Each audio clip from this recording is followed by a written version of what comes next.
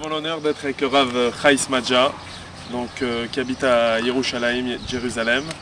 Nous sommes en Calabre, Yanover, et nous allons poser quelques questions au Rav Smadja. Baruch Hashem, ça fait plus de 30 ans qu'il a l'expérience de venir en Italie.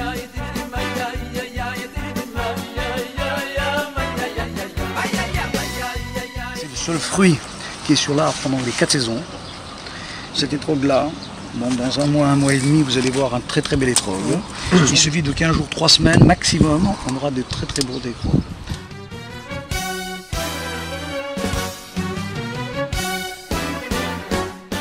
Ce qui se passe, la particularité de l'étrog des Calabre, c'est que l'étrog en lui-même, il est ferme.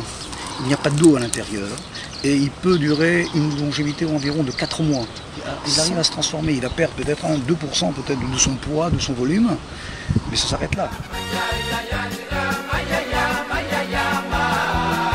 Les branches qui montent, vous voyez, il n'y a pas du tout de fruits. Pourquoi? Ce sont des branches qui sont zahar. Dans 1-2 mois, toutes ces branches montent, pour ainsi dire, ce sont des branches qui sont zahar, qui protègent toutes les branches qui sont des kevas, ou la floraison, ou là où il y a les troncs.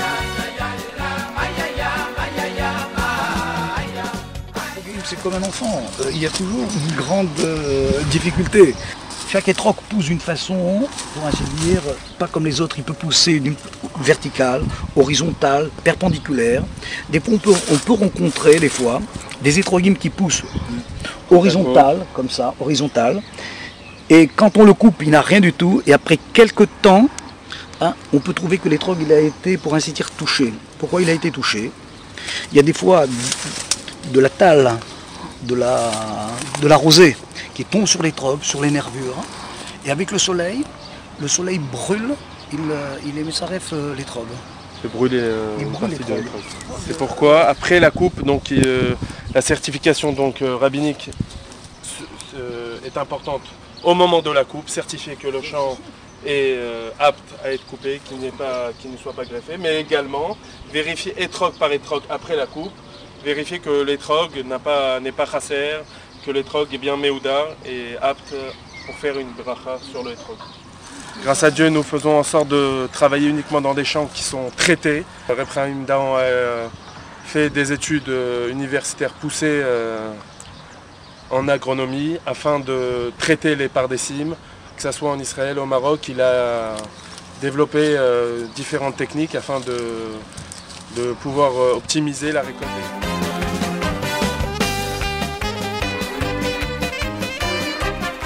Ici, un étrog donc en pleine évolution, donc il a à peu près 3 semaines, c'est l'âge qu'il a. Il a une belle ceinture, donc c'est une chagoura. Pas mal de personnes sont fervents de ce hidour. Pas énormément d'étrogim sur un arbre, ils sont en quantité très limitée. Donc autour de l'étrog, vous avez souvent des épines. Et c'est pour ça qu'ils doivent être travaillés donc, de manière individuelle. Et c'est ce qui représente donc le prix élevé du étrog, puisque chaque personne doit travailler sur le étrog pour qu'il sorte de la meilleure manière possible.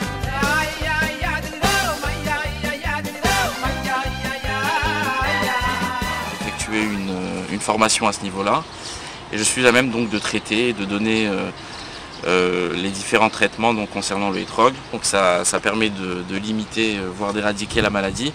Mais d'un autre côté, ça peut aussi donc, endommager le étrog. Et c'est pour ça qu'il faut les donner dans une très juste mesure. Il faut être médaillé dans la mesure. Il y a énormément de maladies donc, qui le concernent. C'est un arbre qui est très, très fragile.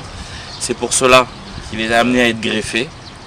D'où la nécessité d'avoir une supervision rabbinique qui nous permet donc d'authentifier la production du étrog. C'est pour ça que nous sommes bien sûr en relation avec Rav Chai Smadja qui a visité donc nos pardécimes, qui nous donne donc son hercher.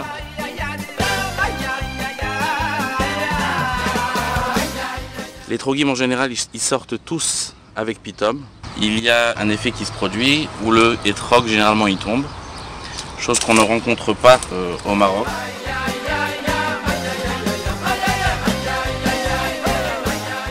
L'arbre est uniforme, comme on le voit, qu'il a poussé normalement. C'est un arbre qui n'est pas problème.